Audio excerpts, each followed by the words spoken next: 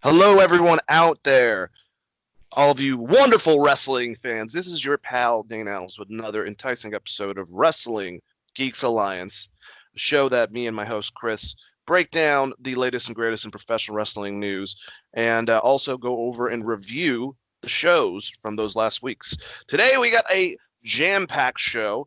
If you didn't know, and if you're a new listener, we also went over AEW and NXT results on Thursday, so that should be up if you guys want to go and check that out.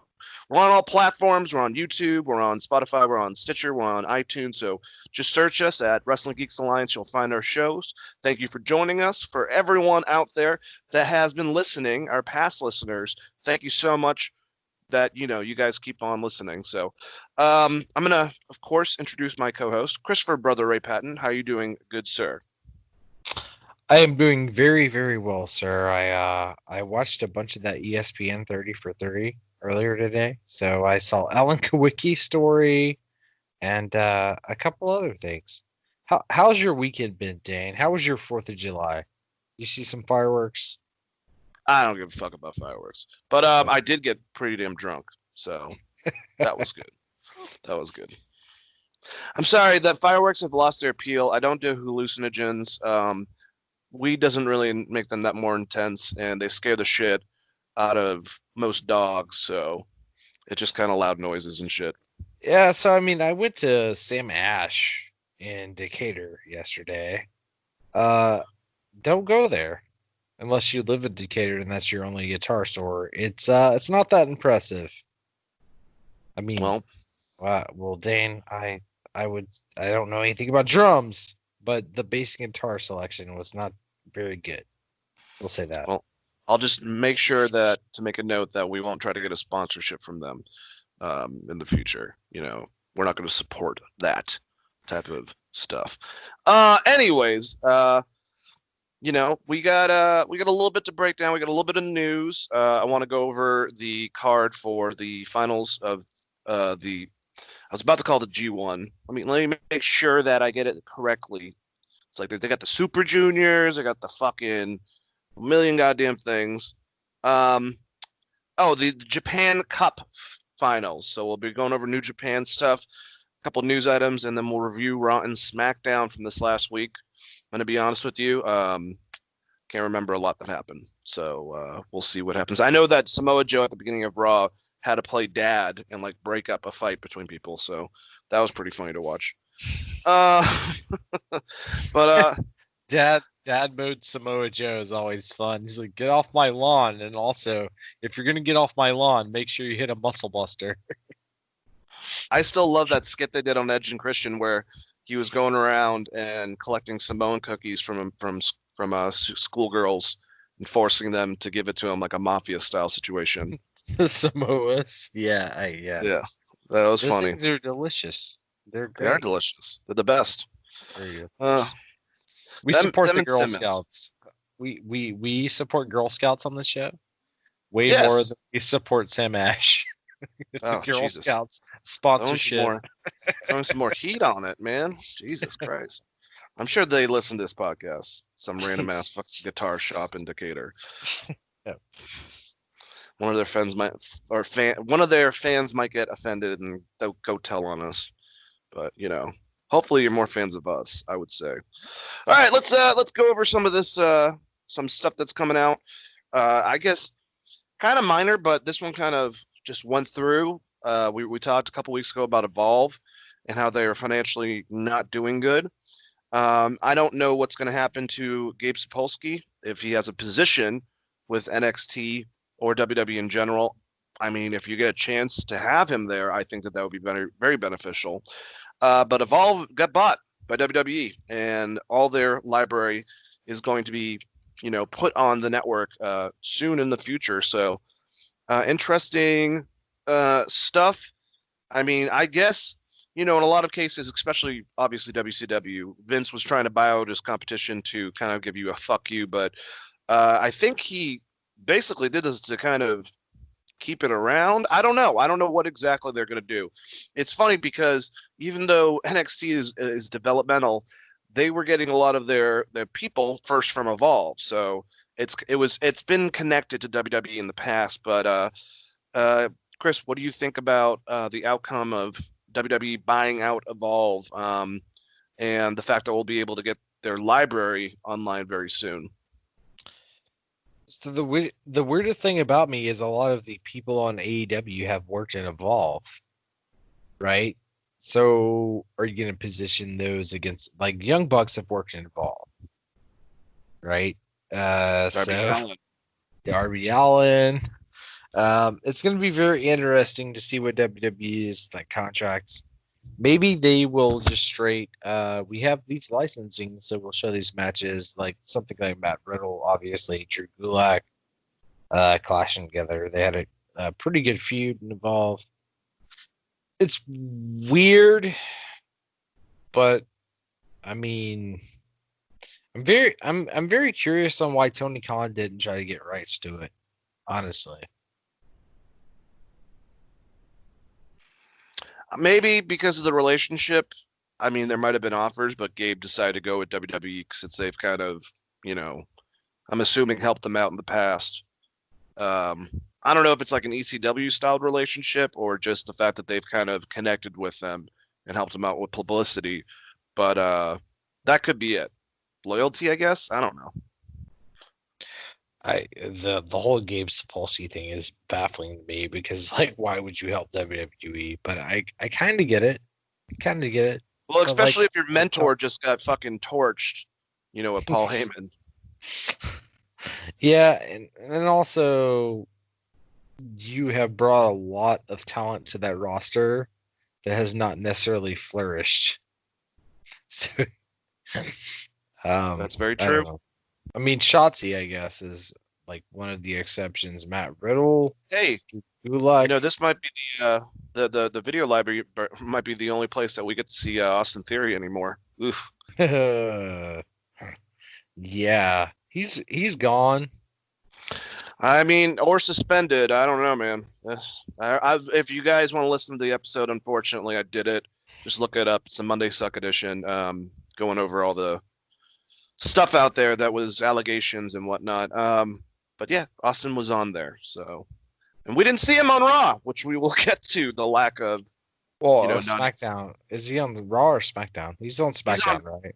He's on Raw because he's with Seth Rollins and Buddy Murphy. But they showed a video, Chris.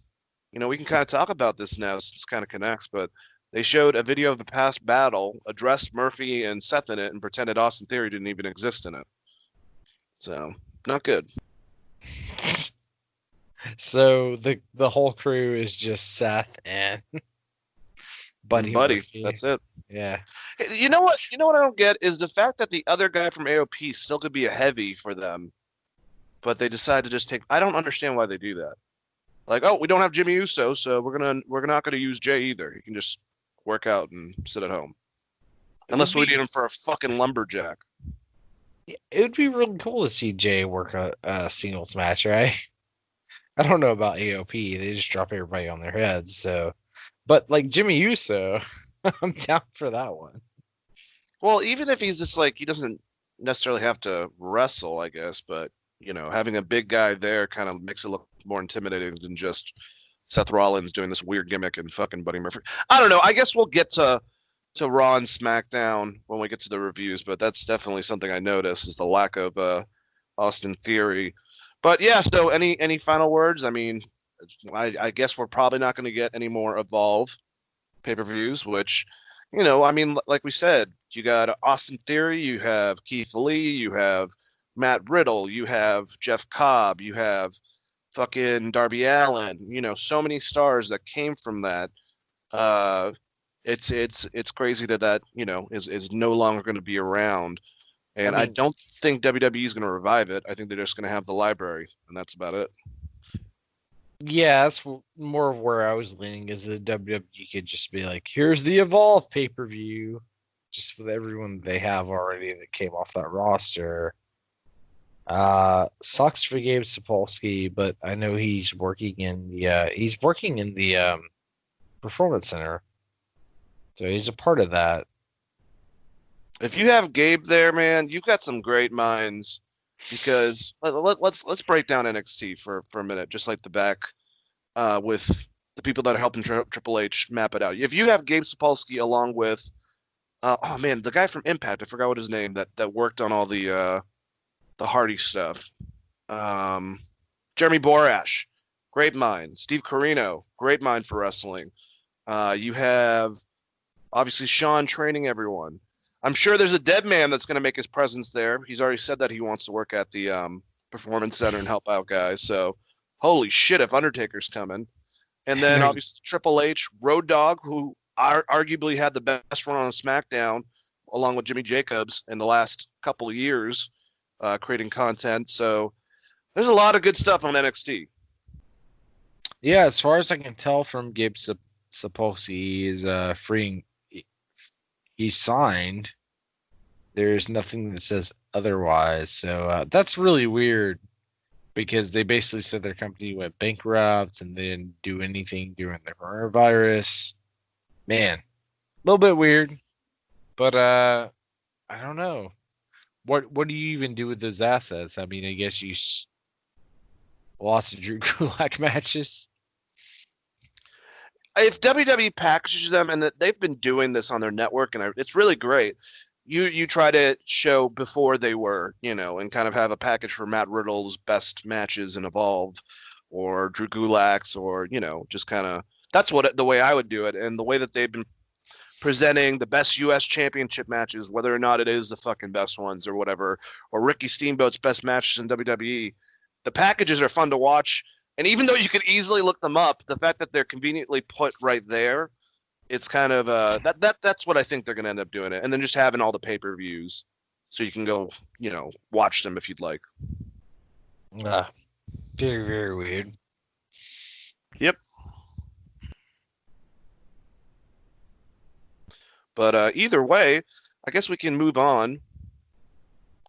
All right, so our next nice, wonderful news item is going to be stretch this out so I can find my notes. Anyways, okay. So we're gonna not be seeing certain someone on Monday Night Raw apparently. Basically, Shayna Baszler. Baron Corbin. No, he's still there. Shayna Baszler. Actually, a lot of people thought it's been weird that Shayna hasn't been on. Let's see. What was the last time she had a match? Look this up. May 12th. I don't know if she's getting sent back to the Performance Center. I would be assuming that. If Vince doesn't see any need for Shayna Baszler on Raw, now that they're trying to... They just had another lowest rating for SmackDown for this last one that happened on Friday. So obviously Fox is not happy. He's not going to send Shayna to fucking SmackDown. So I'm assuming, which is awesome for the women's division in NXT again, that Shayna's going to go back down. But, I just don't get why. One of the reasoning and rationale apparently is the fact that Vince didn't think that she utilized her MMA style enough within her wrestling performance, which I think is a bunch of bullshit. I think Shayna's a monster. Like, she might have the voice of Mickey Mouse, but she is fucking scary in the ring. She's believable. She's not the best at promos. Who gives a fuck? If you have an intimidating person, I wouldn't even have her talk personally. I'd put her with someone and let her just go fuck people up. She's kind of like a female Samoa Joe in a lot of ways, if you let her be that. But instead, well, without the talking. I mean, I was gonna say, except for Joe's like a great promo. Yeah. So she needs a mouthpiece still. But it's unfortunate that apparently Vince has pulled her and doesn't really have plans for her in the future. I don't know if she has to wait on the sidelines for said plans for the future, or if, like I said, she's going to be sent to NXT. But Shayna Baszler just did not work out. There's been, I'm pretty sure, confirmed rumors that Vince originally had her winning the TLC match and just lost faith in her in the last week or two before leading up to it and gave it to Asuka. So, yikes. Chris, what do you think about all this? I wonder how much of the Charlotte Flair injury bleeds into this. Charlotte Flair being hurt, how does that affect the rest of the people on the roster, especially with Becky being out? I feel like that she is the guy, like not to pull a Roman Reigns, but she is the guy, right? I'm not the guy, but I am the guy. Yeah, she's the man. The man, okay. Charlotte Flair is the man, not Becky, because Becky is going to have the man's man, who is also the man's man. Yep, absolutely. So the baby will be the baby of the man. Of the man's man. Of the man's man. The man's man. It's like Inception. The further you get to it, your mind just gets blown. Very weird. Just because, like, who do you place against Asuka? I guess you got Nia, but like after that, where do you go? Where do you go on the main roster after Nia? Singles go. There's another good question since you brought her up. Nia, she's doing extremely well for them apparently, but Shayna Baszler, nope. It's one of the situations where Vince doesn't even give a chance for a person to kind of, work themselves to the level that they were in NXT. He just kind of gets fizzled out real quickly, and then you see Ricochet in a tag team, or Shinsuke Nakamura in a tag team, or Bobby Roode in a tag team, or anything like that, really. It's wonderful. Well, I assumed with Shayna they were waiting to bring her up as a big character, so they were maybe waiting on the Nia victory, I guess, to pull her back up, and then you get the feud with her and Asuka. But she's not that believable, and she's been beaten by all of them. So I have no idea what's going on with that title picture. I honestly don't know. More reason for, the women's division and the whole entire thing just to condense down to one fucking roster, since the tag division and the women's division don't have enough to actually be a women's division, a tag division.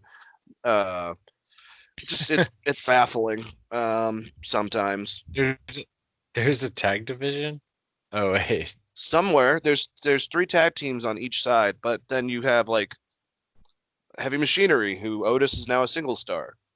Although we haven't seen him in like a month, but whatever. I don't get it. Oh yeah.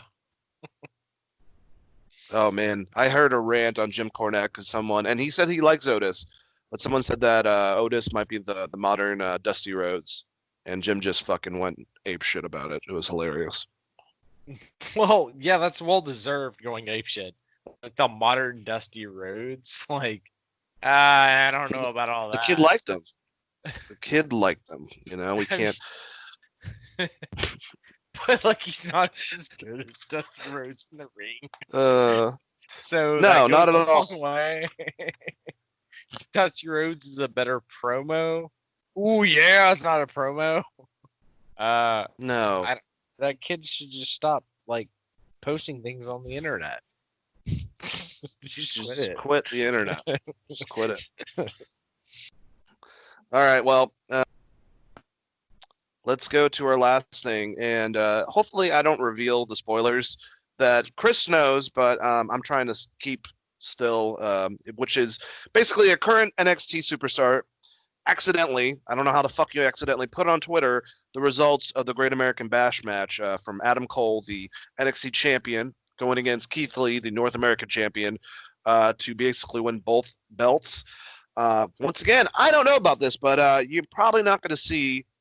Let's just say that the next time you see Stokely Hathaway, it might be with one gentleman from Indus Sharir, because I'm going to butcher his name. I apologize. Shurav Gurjar. Maybe I didn't. I don't know. Put on his social media on Twitter some type of photo that accidentally had within it the results of who wins this match. So not smart. Pissed. Vince is pissed. Triple H is pissed. Do you think this guy's going to be over in WWE anymore, Chris? Yeah, I think they're just going to give him a gigantic push. I mean, because why not? They don't push anyone anyway. So, like, why not give the one asshole? No, he is going to get completely buried. That tag team is done. I feel bad for his tag partner. You'll probably never see that tag team again, unless they're jobbing. But yeah, they're done. That sucks for his tag team partner, honestly. And their manager, Stokely. Yeah, I mean, that's the entire thing. Is they're like a tag team with a manager. Now they're just done because whether Triple H is willing to forgive or not is a different story. Whether Vince is willing to forgive or not, he's like, you just gave away our fucking main event. Yeah, and even though Vince doesn't really give a shit about NXT, he cares about NXT doing well against AEW, and revealing results a week before of what's going to happen in your main event might cause ratings not to be as good, I would assume. Yeah, I mean that, and plus I would like to think that he still has a little bit of heat for WCW calling out them taping shows, right? So like, you accidentally saying that who won on Twitter or whatever on a taped show, he's gonna be pissed about because it's immediately gonna bring him back to what WCW was. He's like, fucking Eric Bischoff. God damn it, Eric Bischoff. So, yeah, this guy's probably never having a career in the WWE. I feel pretty confident about that one. Yeah, and that's pretty much it for the news items. And I agree with you. I don't think he's going to be going pretty. The only thing that I could say will be some type of saving grace within the situation is if they decide to, because he's a monster. He's an ex-NFL player. His tag partner, they could just position him as being the guy by himself and let Stokely Hathaway handle him, unless they only saw, which is what I think you're saying, the potential in them as a tag team. You can still have a monster by himself, though, is what I'm saying. Yeah, they're just a big tag team with a manager, and now they'll just move that manager and the other tag team partner to a different tag team. Yeah, or you could do that too. I mean, if you don't want to push him as a single star, you could definitely put him with someone else and just kind of make it work. I mean, they're not established to the point where it's a big deal if they just disappear. Yeah, exactly. That's why. Like, and just bring him back in like 4 months by himself or some shit. It's not like Viking Raiders did this, where it's like, oh, we've been putting this on our main roster for a long period of time. It's like, really? So yeah, exactly. This guy might just disappear and they'll have a different tag team partner. Honestly, sorry, bud. Don't post photos of photos.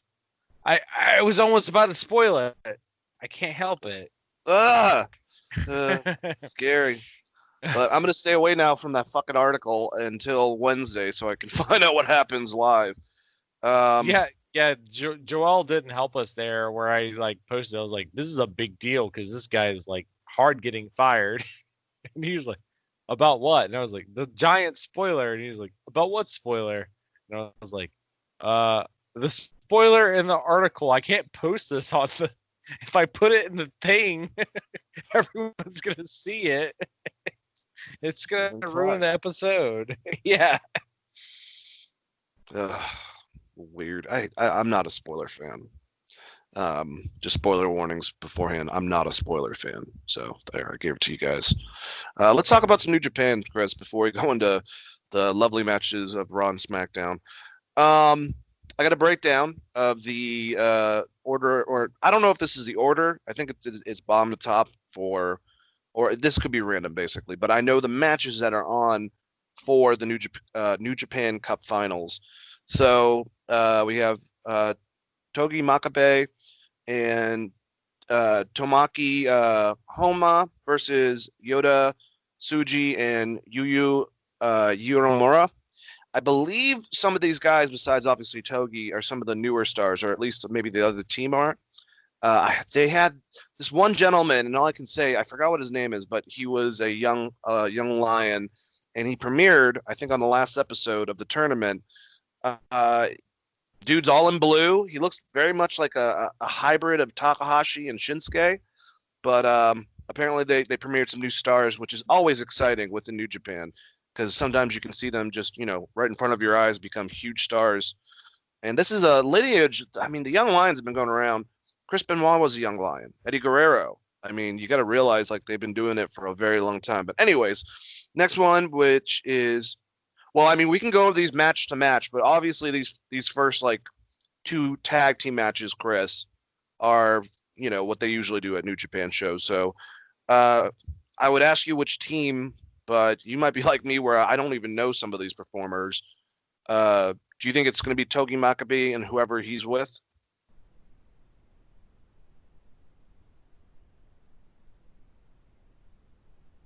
I'm going to go on a hard limb and say, yeah, probably. Sure.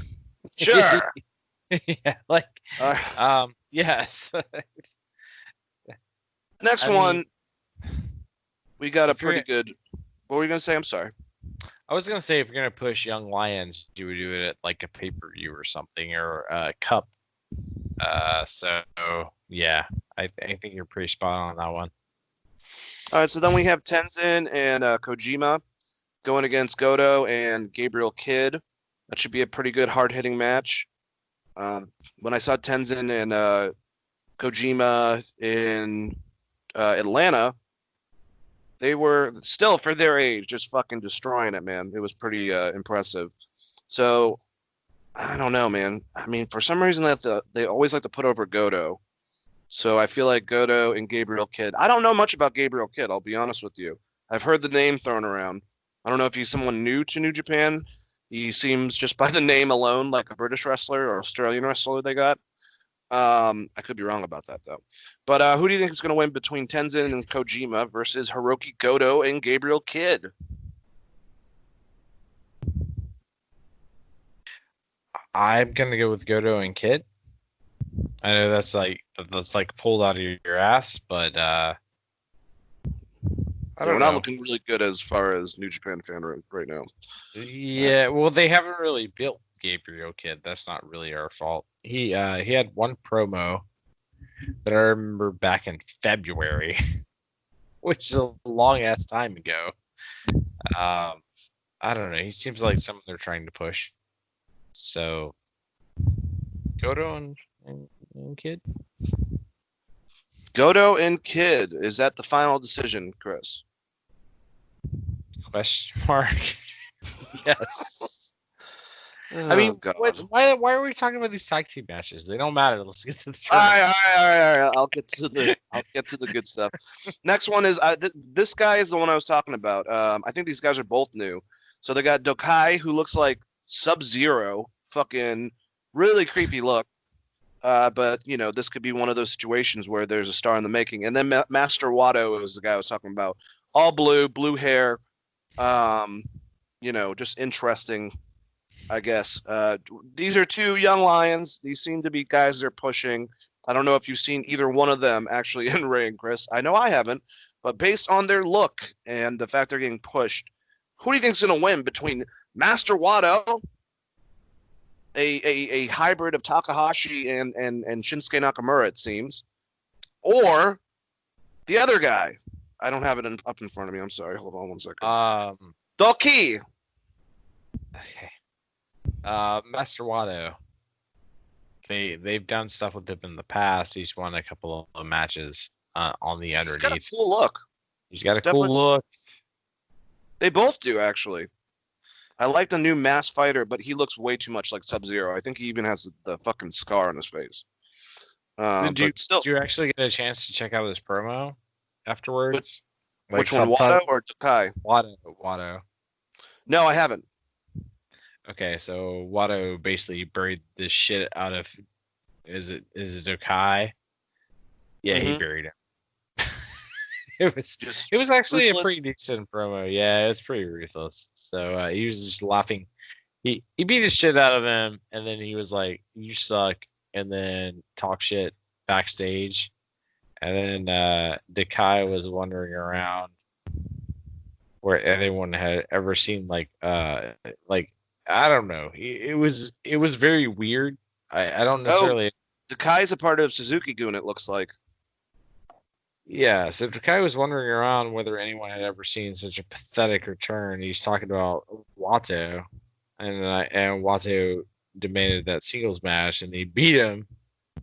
And so basically it sets up for another match, which Wato will beat him. Because I guess he's like, Wato is old.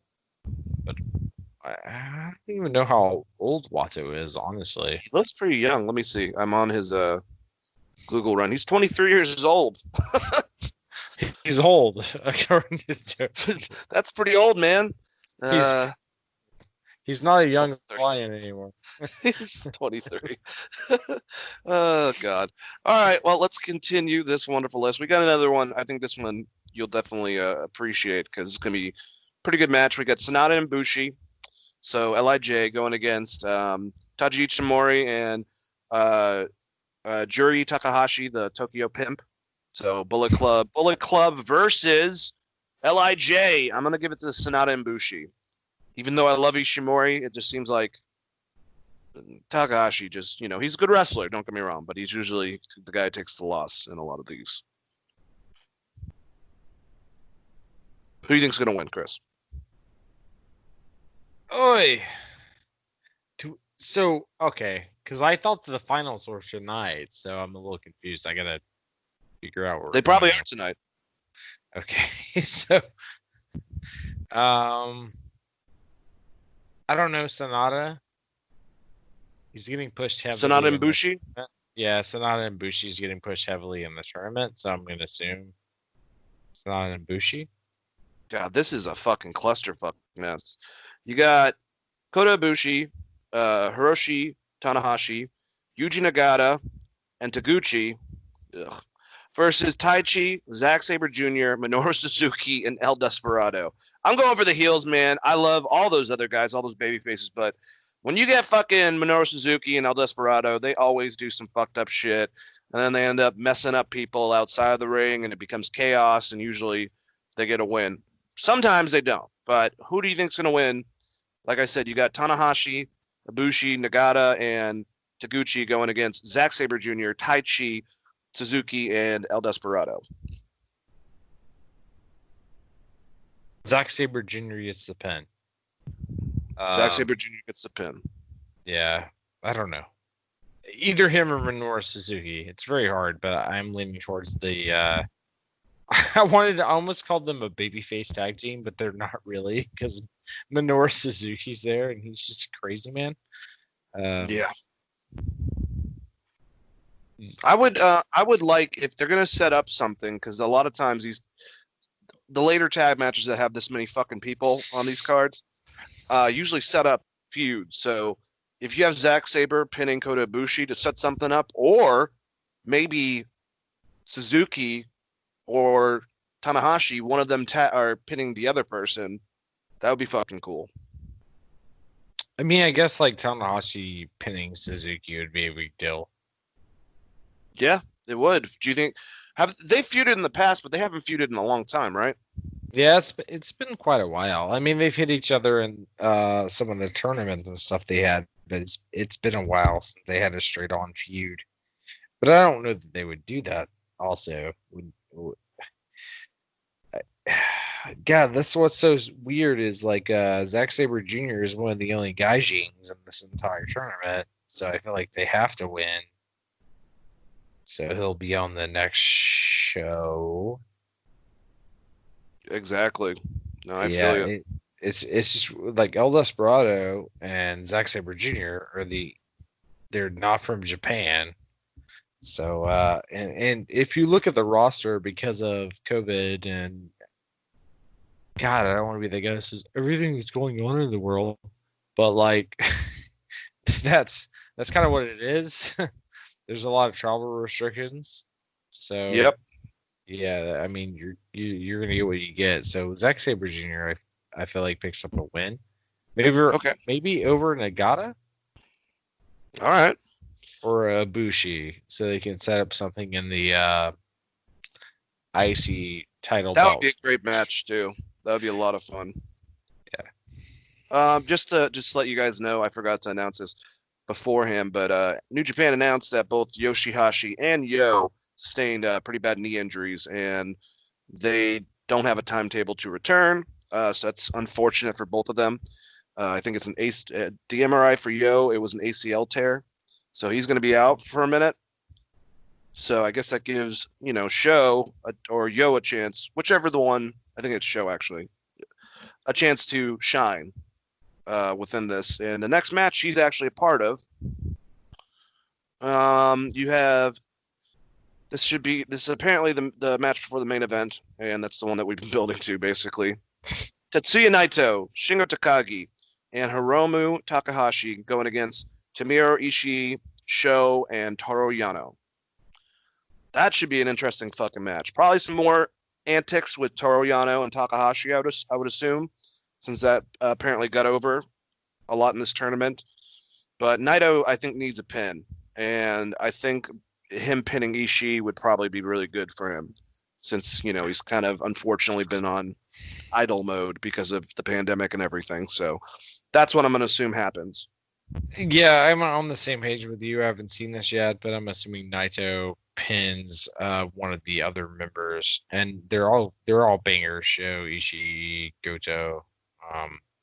There's no bad pin there, so it would make sense for him to just get the W. Yep. All right, so let's get down to it. It's the finals. Kazuchika Okada going against Evil. A lot of people did not think Evil would be the one to get, I think, to the finals. Including me. He beat Sonata. And you have, of course, Kazuchika Okada, who, I mean, the greatest wrestler of the last decade and, one of the best wrestlers, I think, on the planet right now. So this should be a good match. If Evil wins, which I don't know if he's going to be able to get past Okada, I actually think that Okada will win. But Evil's going to be going after his boss, and he beat one of the other LIJ members, Sonata, to get to this final. So it will be interesting, to say the least, if they decide to go that way. But I'm assuming this is Okada winning. What do you think, Chris? I know that you're a big Evil mark. Evil's great. That's kind of a cool storyline, especially coming out of the fact that Naito hasn't defended his title, put him against his own teammate. But what does that do for the rest of the storylines when you have those 3-man tag teams and shit? I'm gonna assume Okada wins simply because it's the easiest thing to do, storyline wise. I mean, he is Hogan, basically. Yes, but he's a way, way, way better version than Hulk Hogan. Yeah. Well, like I said, work rate of 80s Flair, position within, how big he is, 80s Hogan. It's incredible. I mean, yeah, because if Evil beats him, you're stuck in that storyline, right? Yep. So, I mean, maybe that's what they're going to go for, because it has. It's hard to tell because we had such a delay. We had from January until now, basically, or February until now.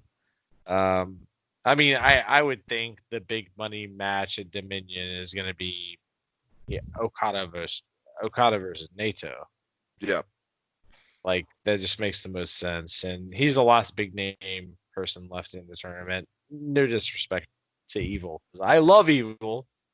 But yeah, it seems like Okada, right? That's the feeling. It seems like it, but New Japan likes to kind of swerve us sometimes. If this happens, though, if I think Okada's going to win, you think Okada's going to win. If Evil does win, though, do we have Naito, outcast Evil, beat the crap out of him, try to get some heelish factors on his ass and heat, and, then afterwards you push Evil, regardless if he wins at Dominion or not, as a singles babyface? I mean, that's a very, very good question. I guess I would follow it up with the question, which is Naito's going to win no matter what. So if you put Evil in there, he's got to screw over Evil. So you're definitely into now your LIJ's got to separate. How far do you want to take the storyline after COVID? It's one of those to me. Because I feel like Naito has to win, right? With such a short reign. With both belts. it's not fair if he loses it even to Okada. I would definitely think that Naito has to win, regardless if it's Okada or Evil. Yeah, and I mean, like, and it's both belts, so whoever he loses to, he's losing both belts. So I feel like he's just going to retain. The Evil scenario to me is the most fun. Like, Okada getting screwed over by LIJ or something is not as entertaining. Or just losing. It would be very fun to see Evil be the guy to win the cup. Because fucking he's great. And it would be really great to see that group kind of break up. And I don't want to see Naito drop the titles, but it would be really cool to see those two end up at the finals. And then afterwards, you can do whatever swervery you want, which, I mean, it's New Japan, so that's what they're going to do anyways. They don't give you many fuck finishes. No, So, Goto's good. yeah, He's a damn good booker. yeah, Gato's pretty good. So, I mean, they may give us that. I don't know. It's just like, at that point, are you putting Evil over Okada, though? As the guy, as the challenger? You would have to at that point. I mean, it says a lot about your respect for Evil, and Evil's fucking great, but that's now you're drawing a line in the sand of, like, Evil is better than Okada. He held the title for, like, some ridiculous number, like 900 days or some shit. So I feel like it's going to be Okada. It just seems the best fit.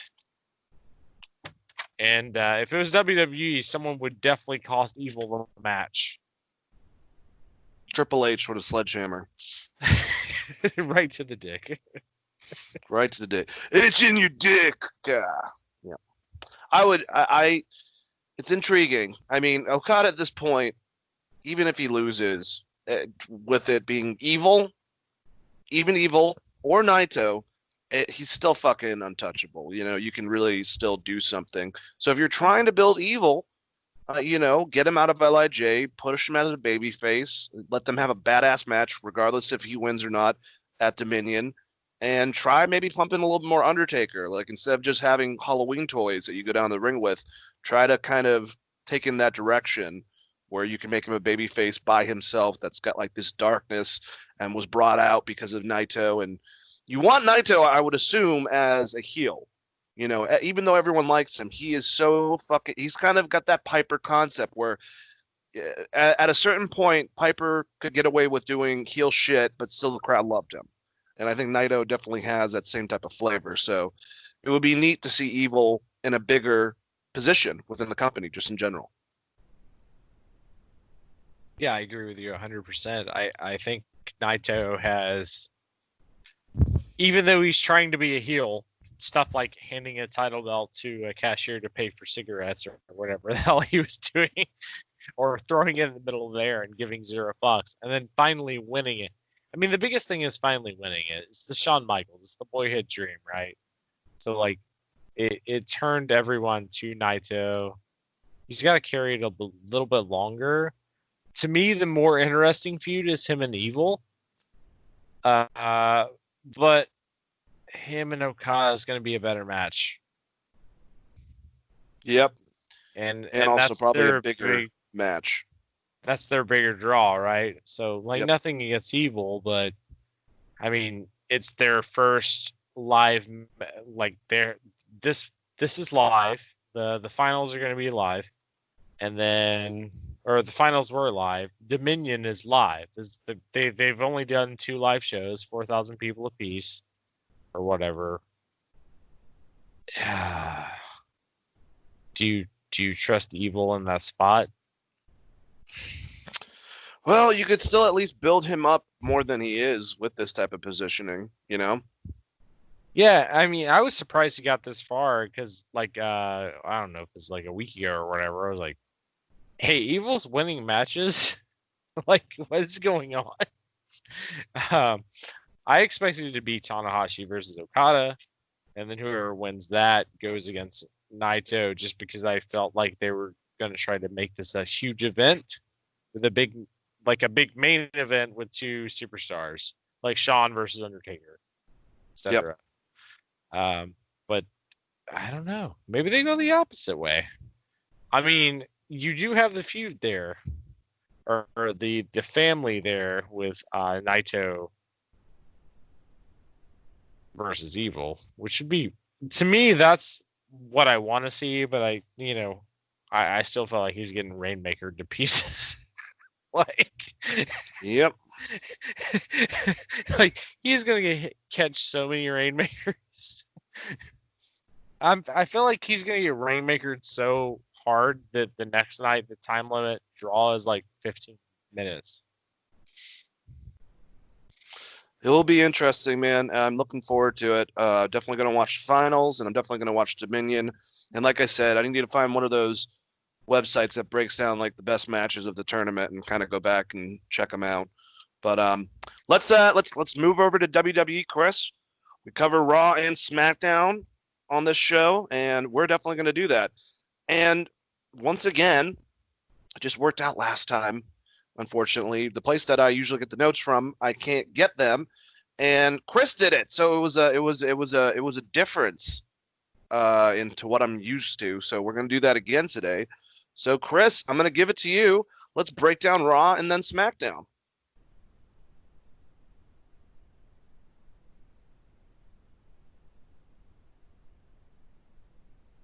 Chris, you're on mute still if you didn't know that. Oh, yeah, so you're giving it to me. You're passing it to me. Raw. Well, that was a show.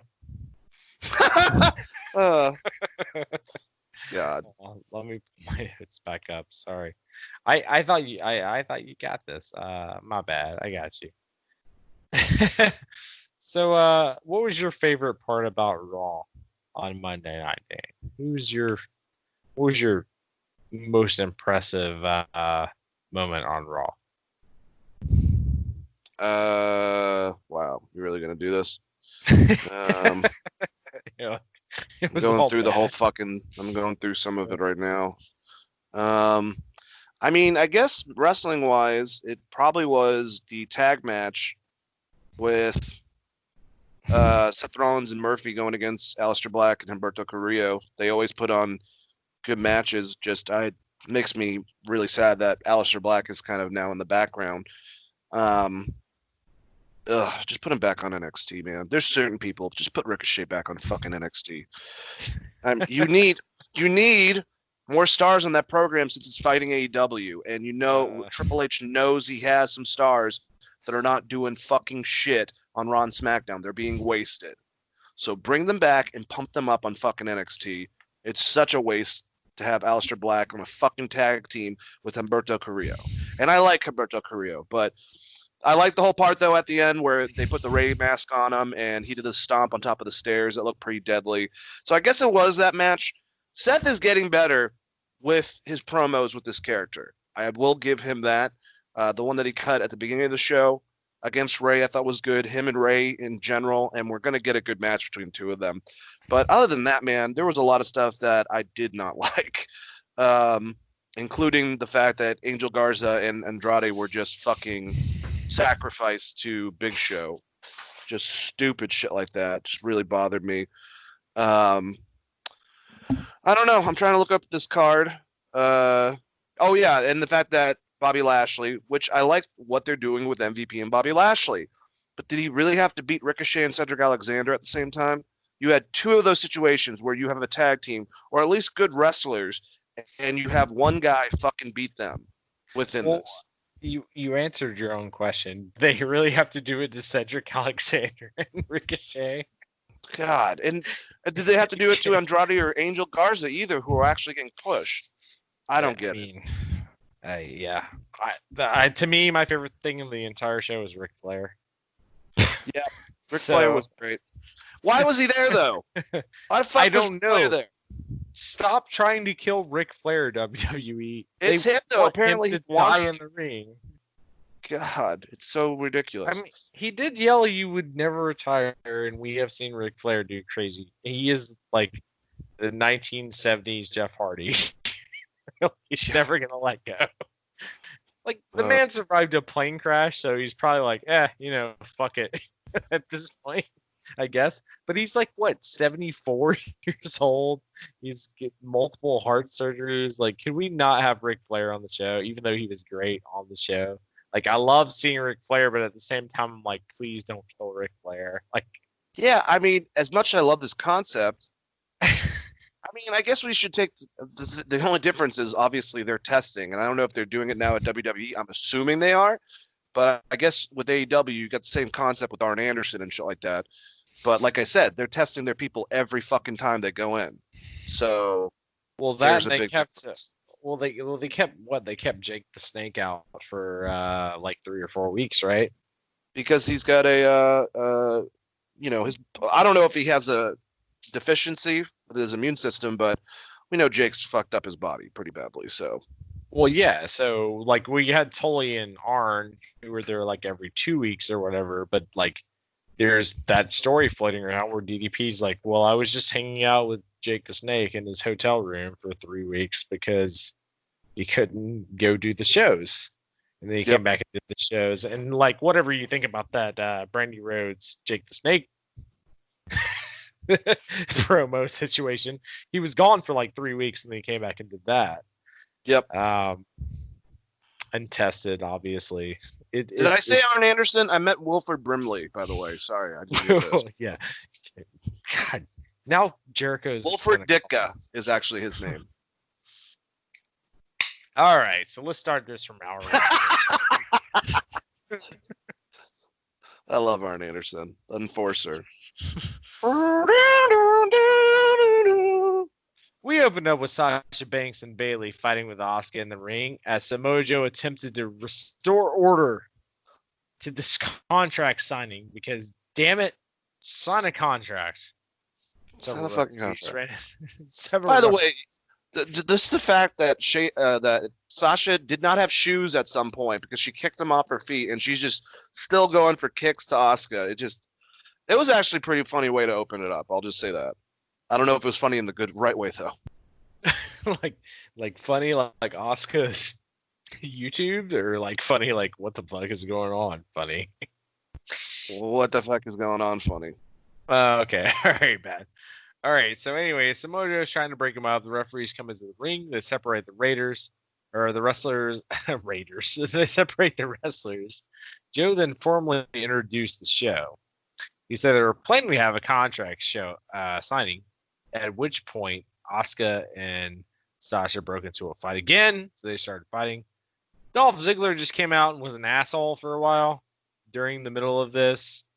And Phillips and Saxon chimed in about the basically what's going on. He said eventually Asuka and Drew were on one side of the table. Ziggler and Sasha were on the other side of the table, ready to sign contracts. So basically it was a long drawn out version of like, we're going to get a double contract signing. Dane, how did you feel about this like long fucking 20-minute we'll have two people sign contracts at the same time for title matches in which you could, as a company, you could just be like, someone is going to face you.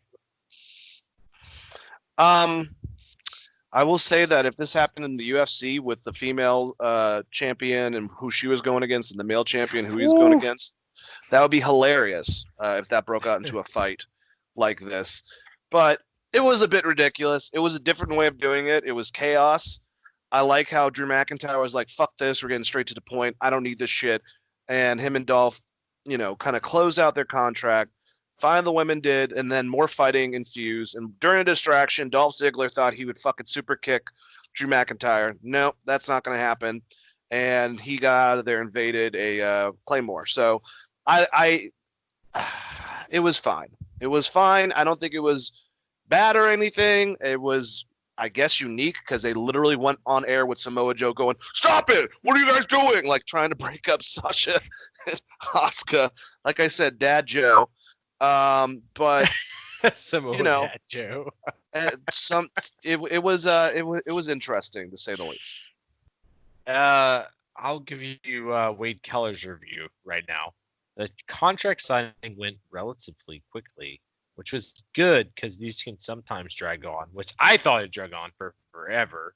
But they wondered what the stipulation was. Ziggler would choose. They pivoted to hyping the Raw tag team title situation. The clip aired of the Street Profits beating the Viking Raiders last week, followed by Andrade and Hector Garza attacking afterwards. So we don't know what this match is going to be because they teased a stipulation. There's no stipulation. Hey, man, they want you to tune in next week for that bullshit. They ain't giving that away. For the stipulation of 2 separate matches built in one segment. Unless Asuka is going to go. It was a clusterfuck, man. It was a clusterfuck. Like, look, if you're going to tell me that Asuka is going to go against Dolph Ziggler, I'll be like, that might be one of the best matches on that entire card. What if they accidentally signed the wrong ones? And I was like, oh, shit, we got to go with this. Sasha, you're going against Drew McIntyre for the title. I mean, like, honestly, give Asuka anyone. Give Asuka Drew McIntyre champion match. It'll probably be pretty good. Yeah, it was a clusterfuck. I agree with you. All right, so going down, let's see. All right, we went to ringside, and Phillips and Saxon reacted to the double contract signing, which we just talked about. They wondered what stipulation Ziggler would choose, which who gives a fuck about because he's getting Claymore to death. They pivoted to hyping the Raw Tag Team title situation, which once again they've ruined. A clip aired of the Street Profits beating the Viking Raiders last week, followed by Andrade and Hector Garza attacking him afterwards. So that led into backstage. Garza was flirting with WWE's female referee. Zelina Vega and Andrade walked up. Zelina said she's the best referee, which I agree. She is the best referee. Love you, Zelina. You're the best. Charlie Caruso walked up to Garza and asked what he was saying to her. She seemed possibly jealous. So they're doing a manager wrestler angle with Charlie and Angel, right? Am I crazy on this? Okay, so they're doing she's swooning over him. Every interview they have. He came in and he was like Latino heat, and she. Dude, you know what's crazy? It's so crazy that Charlie Caruso, all it takes is her trying to be flirtatious to actually show emotion. I thought she was a robot the last 3 years. Yes, we were all baffled about Charlie Caruso and the other Dasha who got fired from WWE. AEW now. Like, yeah, I don't know. Like, let her be a character. That's fine. I lost my fucking place. Anyways, Big Show walked in. He's pulling rank. He's like pulling big dong. And he had something to say about Randy Orton, what's happening. Zelina complained to Andrade and Garza, and then that sets up a match later on, right? So you get Phillips said, like, was Tom Phillips? Tom Phillips said Seth Rollins plans to repent for his sins tonight regarding Dominic. SmackDown aired. Ad aired. Touting Sheamus toasting Jeff Hardy plus Braun Strowman, tapping into their inner darkness for his swamp match at Extreme Rules. So, can we talk about this? Hey. You forgot horror show. It's fucking Extreme Rules horror show. They said it 900 fucking times. All right, well, this says tapping into his inner darkness for his swamp match. So, who am I to argue? Is it a horror show or is it a swamp match? And also, didn't Jeff Hardy match? So what? Is he in a title match? Sheamus just beat him clean in the ring. Like, he beat him clean ass in the ring. No heel tactics. Beat him, right? He's done. Now he's in this match, number 1 contender against Braun Strowman. I hope Braun Strowman picks up both these guys, puts them inside of a little tractor, drives them off into the swamp, and they all sink. Like, Well, Braun's going against Bray Wyatt. is that what it is? Because what I have here is like Jeff Hardy plus Braun Strowman. Are you talking about at the pay-per-view? Yeah, at the pay-per-view it says Sheamus is toasting Jeff Hardy plus Braun Strowman, tapping into his inner darkness for his. Oh no, swampy- the ending segments were those two. Braun was talking to Bray, and then they had a toasting scenario where Sheamus made fun of Jeff Hardy basically, and had a bunch of liquor out there. Okay.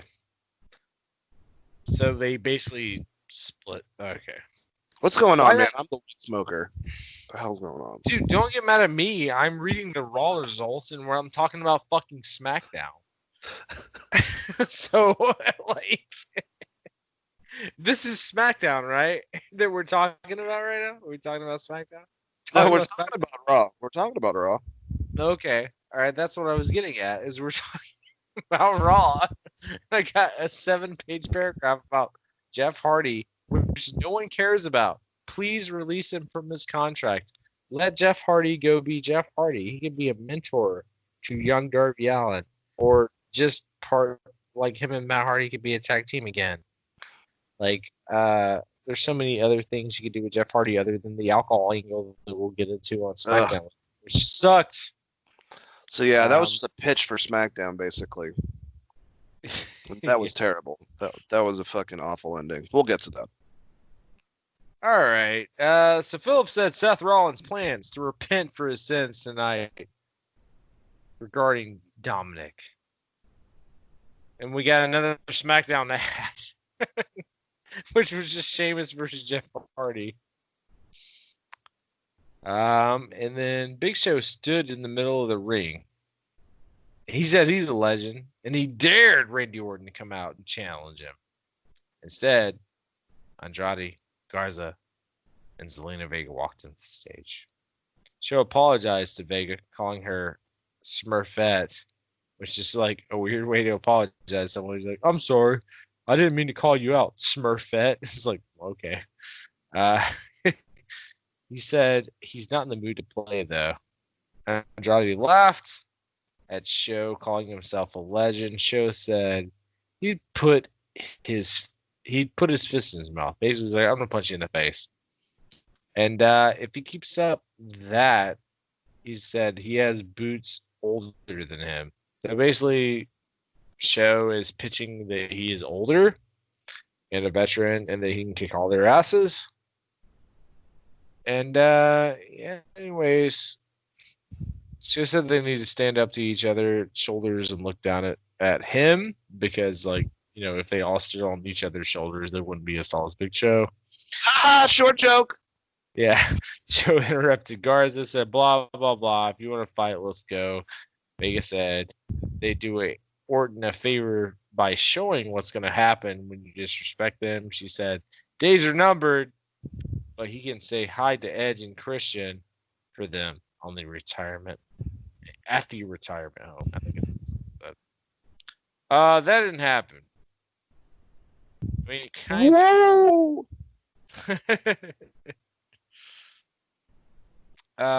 what happened is Show was getting beaten on. The Viking Raiders came out, and then you had a tag match. Let's talk about a tag match, playa, which makes no sense. We got Angel Garza and Andrade with Zelina Vega versus the Viking Raiders. So all that build up, no Randy Orton. Like, I think he missed out the Ric Flair stuff, because he came out and talked shit to the Big Show during that too. did he? Oh yeah, fuck, I did. See, this is why you should do this, Dane. You're better at it. All right, You were Ric Flair's great music last time. played. You were perfect. Ric Flair's music played. Don't.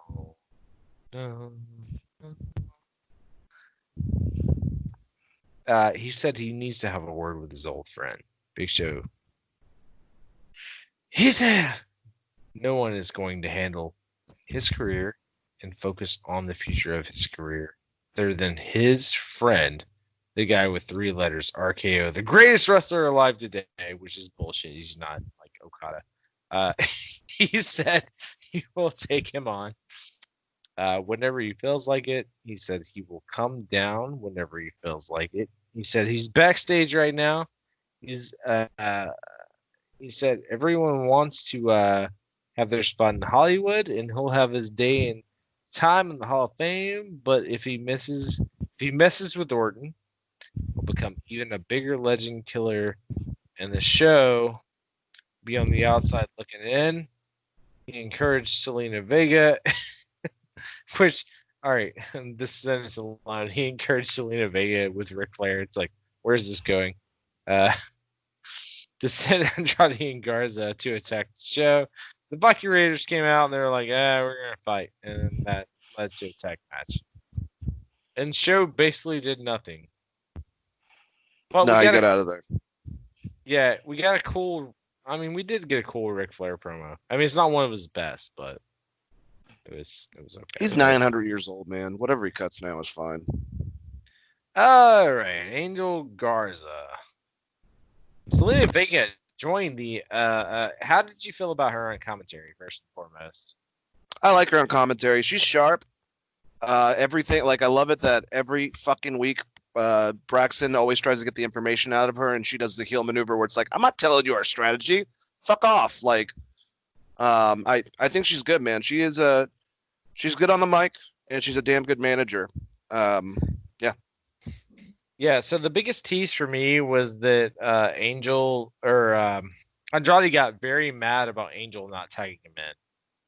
Actively pissed. He left. Off. He got pissed. He left, but they still won the match, right? Yep.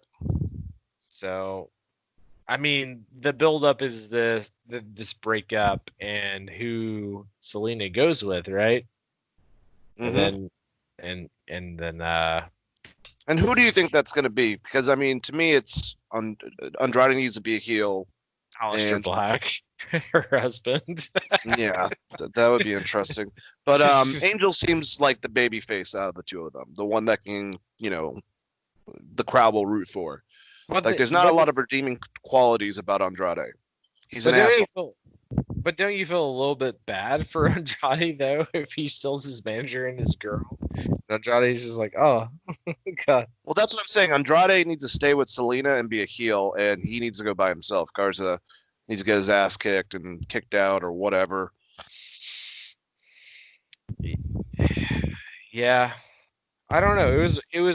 You had to me, you had a better storyline when you just randomly had Austin Theory there.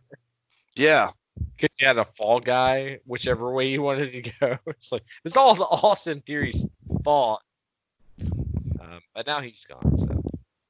All right, Akira Tozawa with the Ninjas versus all R-Truth in a 24/7 title match. Dane, what were your thoughts about this match? It lasted 1 minute. I can say Truth sang a song. There were some ninjas. Yep. And then Truth pretended to be hurt, and then he did a roll-up pin. That's all I have for this match. Yep, that was it. Akira Tozawa lost the belt. Now Truth has it for the millionth fucking time. I mean, I want to know. I'm sure it's Truth, but like, who had more title reigns between Crash Holly with the hardcore title and him with the 24/7 title? Because it's like, it just goes right back to him. Someone gets rolled up and it's over. How are you liking the ninja concept? Isn't that great? Especially we got this 6'5" or 7'5" monster, and we're just going to use him for this stupid angle. I feel like that every time Funaki sees this angle, he says choppy choppy pee pee. Yeah. The very dated, very bad angle during 2020. Val Venus didn't get his dick chopped off, so don't worry about it, guys. But Funaki is on commentary, though. Like, guys, they're going to tell you about the international commentaries. They have the Russians, they have the Germans, they have the Japanese, which Funaki always says hi, really excited, which is always fun. If you watch the pay-per-views, you'll get to see Funaki.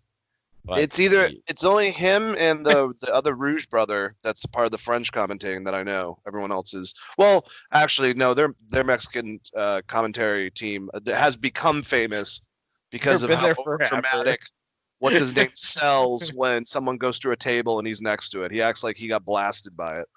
He was the one that was there when Mick fucking fell off the Hell in the Cell, and he That's what acted I'm like saying. he got projected from his chair.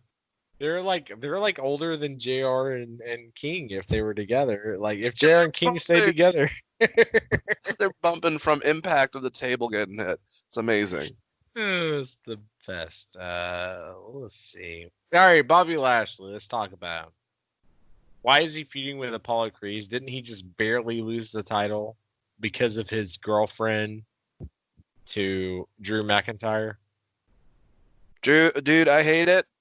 I'm happy that they finally figured out that Bobby was at least, they booked him terribly. Whether or not he's the greatest in the ring, he looks like a credible threat. And putting him with MVP, I think, is a good thing.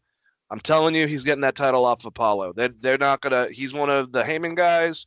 That's not. I just don't think it's gonna happen for much longer, and he's gonna go back up into obscurity, which I hope doesn't happen. But I don't see if they have a feud and he pinned him, I believe, without the title on the line. I just don't see that working out really well for him. I don't think Vince sees much in him compared to what Paul Heyman did. I'm 100% agreement with you. But why? Why did they rotate him out of the title picture? Because he didn't actually lose. Like, he was winning that match, and his girlfriend cost him the match, and Drew McIntyre won. In fact, both of his managers cost him the match. It wasn't like he was getting pub stomped or anything. So now he has to face Apollo Crews. You lost the main title picture, but you're in there. Oh, and I'm not even thinking about it. He actually helped MVP. That's who beat fucking Apollo Crews in a non-title match. So it looks like MVP might be getting his I guess his big title, the U.S. title, since he had like a long reign with it back in the day. They could do that instead, actually. Maybe Bobby is still in the heavyweight picture. You're talking about last week, right? Yeah. Yeah. I mean, he helps. I don't know. Do you want MVP with the title? He does look good with the United States title. That was kind of his gimmick for a while.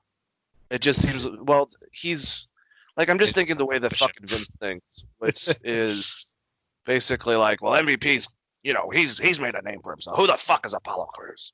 Who named him?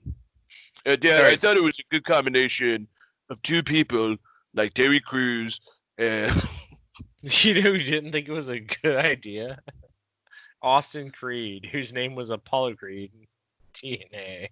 And then Austin Creed and Xavier Woods. He's like, could you stop calling motherfuckers Apollo so that I don't get pinged so much on my YouTube?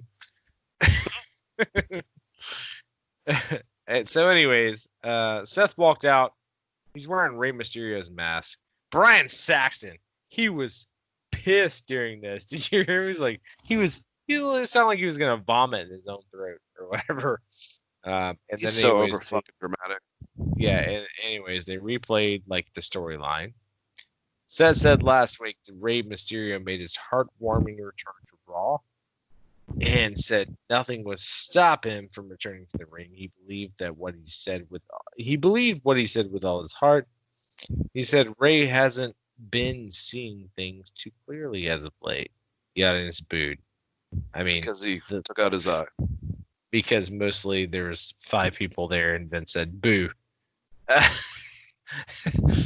Rey said he thinks his job is to avenge for his family, but his real duty is to sacrifice himself for Raw, which makes no sense because this company gives 0 fucks about you, Rey. Please don't sacrifice yourself for Raw. I'm sorry, I have to say it because, like, fuck. Yep. He said he told Rey to do it on his own terms, but he's defined him at every turn. And then he looked into the camera in the ring and asked Rey to forgive him not for what he has done in the past, or for what he is forcing him to do in the future. He said they are bound by fate, and fate would have it. He is the Monday Night Messiah, Mr. Seth Rollins, and Ray is meant to be the sacrifice for the greater good of the Monday Night Raw. He said he will tear him down a little by little until there is nothing left but a memory.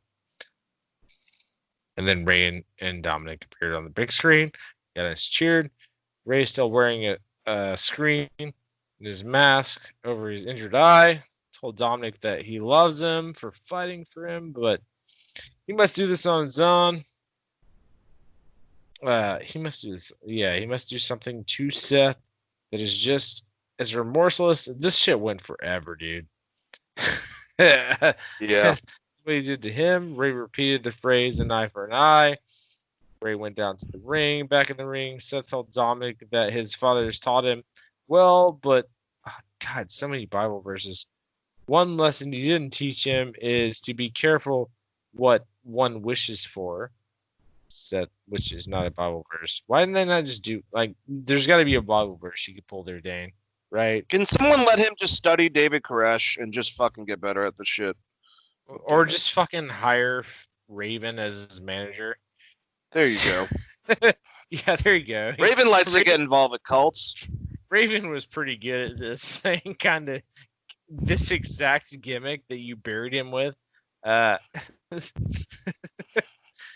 Seth said he may be forced to end his career before it ever begins. Aleister Black's music plays. Seth, now at ringside with Murphy, said he hoped to see them tonight. He asked why he is choosing to fight Ray's battles for him. Seth told Humberto that Ray is a coward. Humberto told Ray that he is less of a man that... Wait, no, Humberto? Yeah, he did say that. I'm less of a man than Ray is. So he basically said, I'm not as good as you, Rey Mysterio, which is very weird. A lot of confidence in that kid. Maybe it's the amount of losses he's accumulated. Yeah, amount of ass kickings that AJ Styles. AJ Styles whipped the shit out of him so hard that he's just done for the rest of the year. He actually still has a concussion from his last ass kicking, so that's why he's saying that. Aleister Black says he knows a thing or two about it being evil, and he knows it when he looks at it. He pointed at Seth. He said there will be no forgiveness for Seth, just atonement for everything that he has done. Seth said he thinks he knows evil. But this ends now. And then we get a Seth Rollins Buddy Murphy match, an Aleister Black and Murphy match. Where the, like, what? That's not it. Seth Rollins and Buddy Murphy and Aleister Black and Humberto, right? Yep. Yes. Yeah, Seth and Buddy Murphy won. And it was fine. It lasted 11 minutes. They did a lot of cool stuff. There's some cool spots. I don't know why you're putting Aleister Black in this feud.